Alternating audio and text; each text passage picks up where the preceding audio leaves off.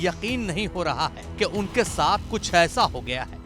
इनके साथ क्या हुआ है ये बताएंगे, लेकिन इससे पहले इस घर के बिखरे सामान को देखकर आपको अंदाजा तो जरूर हो गया होगा कि यहाँ चोरी की वारदात हुई है, लेकिन खबर इससे आगे की है।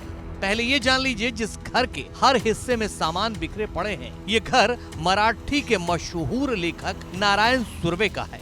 हालांकि नारायण सुर्वे अब इस दुनिया में नहीं है। सुर्वे के घर में उनकी बेटी सुजाता और उनके पति गणेश घारे रहते हैं। वो अपने बेटे के पास विरार गए हुए थे, जिसकी वजह से घर 10 दिनों से बंद पड़ा था।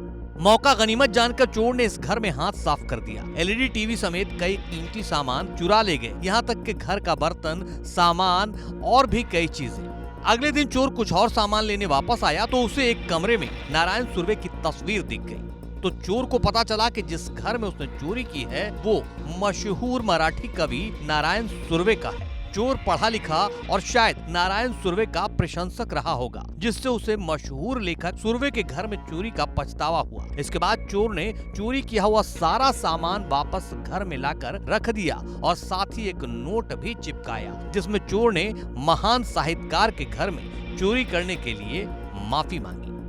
सुर्वे की बेटी सुजाता अपने पति के साथ रायगढ़ लौटी तो उन्होंने घर के अंदर नोट चिपका देखा तो पुलिस को इसकी सूचना दी। पुलिस ने मौके पर पहुंचकर जांच शुरू की और एलईडी और अन्य सामान से फिंगरप्रिंट लिए हैं। फिंगरप्रिंट के आधार पर चोर को पकड़ने की कोशिश की जाएगी। खैर, बात निकली है तो नारायण सुर्वे के बारे में भी जान लीजिए।